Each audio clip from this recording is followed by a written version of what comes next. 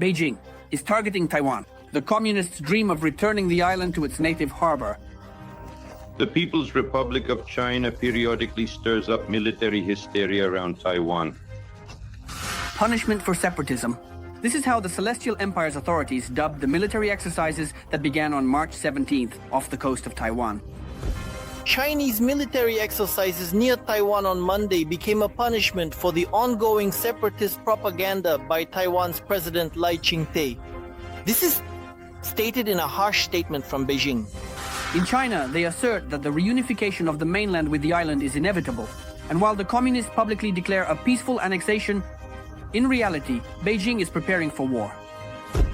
The United States claims that China will be ready to invade Taiwan by 2027. What is the history of the Chinese-Taiwanese conflict? What are the possible scenarios for the development of the war, as well as the military capabilities of these two states? More on this in the arsenal.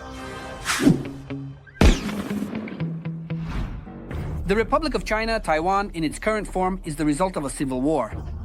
In the 1945-1950s in China, when, as a result of a series of armed conflicts between the forces of the Republic of China and local communists, the latter seized power on the mainland part of China. We are urging for the eradication of war. We do not need war.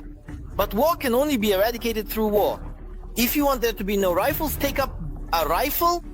Interestingly, it was initially the Kuomintang government which fled to Taiwan that was considered the official China at the international level.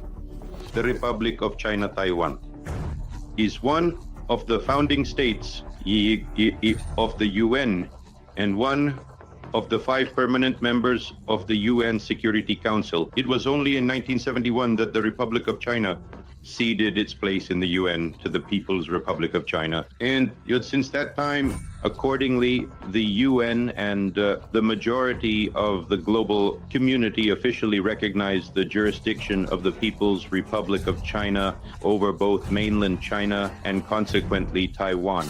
As of today, 11 small UN member countries maintain official diplomatic relations with Taiwan, bypassing Beijing. And since such recognition of the Taiwanese authorities puts an end to relations with mainland China, most developed countries maintain connections with the island of Taiwan through cultural and economic representations. In fact, even Taiwan's key ally, the United States, does not recognize the island's independence.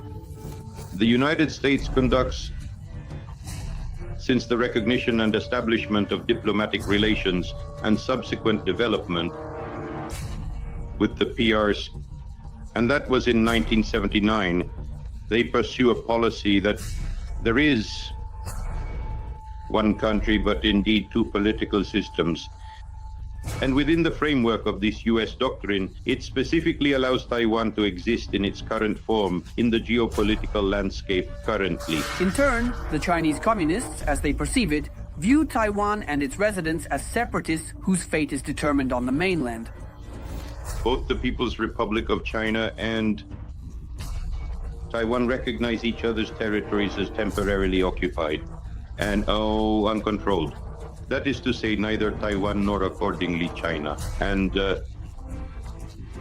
even though they do not recognize the very fact of existence of the opposing state, and even though Beijing declares its intention to achieve reunification through economic and diplomatic means, the military solution to the Taiwan issue has never been ruled out. China is ready to do everything possible to strive for peaceful reunification with the greatest sincerity. At the same time, China will take all necessary measures to protect national sovereignty and territorial integrity. The Taiwan issue is at the core of China's fundamental interests and is the first non-negotiable red line in China-US relations. In terms of its own defense, Taipei relies on itself and Washington. The fact that Taiwan is an island on one hand creates additional challenges, such as the possibility of encirclement and a naval blockade by Beijing, but also certain advantages in terms of defense. To defend against its significantly larger communist adversary, the Republic of China Taiwan focuses on developing its naval and air forces. The main task of the Republic of China's Air Force is to protect the airspace over and around the island of Taiwan from attacks by the PRC. Current priorities include the development of long-range radar detection, control and guidance systems, acquisition of retaliatory strike weapons, next-generation fighters, and strengthening the defense of airfields and other military facilities. Taipei's arsenal includes hundreds of combat aircraft, including 120 American F-16 fighters, 56 French Mirage 2000s, and over 100 D-Zingo multi-role fighters of domestic production.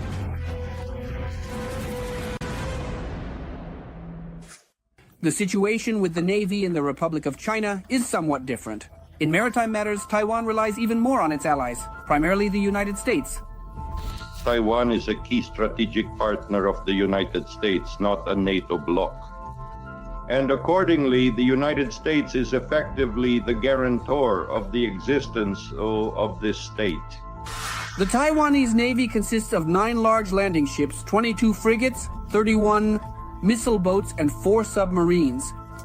The majority of the ships and submarines were supplied to Taiwan by the United States and the Netherlands in the 1980s and 1990s. As of today, Taiwan's naval component lags behind China both in quantity and quality. Realizing that the island cannot withstand the mainland in naval battles, the Taiwanese authorities have focused on developing their own anti-ship missiles. In 2011, the Taiwanese Navy began to adopt the new domestically produced Sunfeng 3 supersonic anti-ship missile. These anti-ship missiles are planned to be equipped on 15 warships as well as mobile coastal installations. The Sunfeng is capable of reaching speeds of up to Mach 2 and hitting targets within a radius of 130 kilometers. In turn, China is developing various invasion options. Beijing's investments in the armed forces are growing rapidly.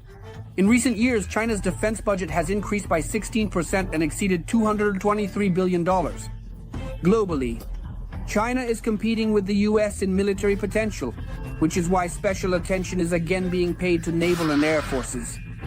The personnel strength of China's Air Force alone is 395,000 people.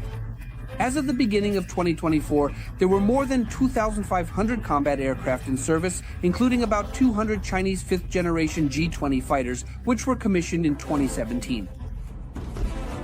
Taiwan's Ministry of Defense stated that China conducted joint combat readiness patrols once in the morning and once in the afternoon, deploying 54 Chinese military aircraft, including J-10 fighters and drones to areas adjacent to Taiwan. A similar situation exists with China's naval forces. The personnel number is over 260,000 people. China's Navy has more combat ships than the USA. 350 compared to 293. In addition to ships, China has dozens of submarines and 3 aircraft carriers, the latest of which is the Fujian, equipped with electromagnetic catapults. It was launched in 2022 for fighter jets. Chinese aircraft carriers, ships, and submarines, along with fighter jets, regularly participate in naval exercises that Beijing conducts around the island of Taiwan. In addition to a direct confrontation using aviation and ships, Beijing is also considering more specific options. Journalists from Naval News claim that China is building special bridge ships that will be able to deliver a large number of troops and heavy armored vehicles from the mainland directly to the island. China is building at least 5 new special-purpose towers, which seem to be specifically designed for landing operations. Havasi. The barges can provide China with a unique way to unload a large number of tanks directly onto Taiwanese roads in a strategic, efficient, effective, and coordinated manner. That's all for now. Don't forget to write in the comments about which types of weapons you would like to learn more about. Like this video and, of course, subscribe to our new Arsenal channel. The link is in the desk.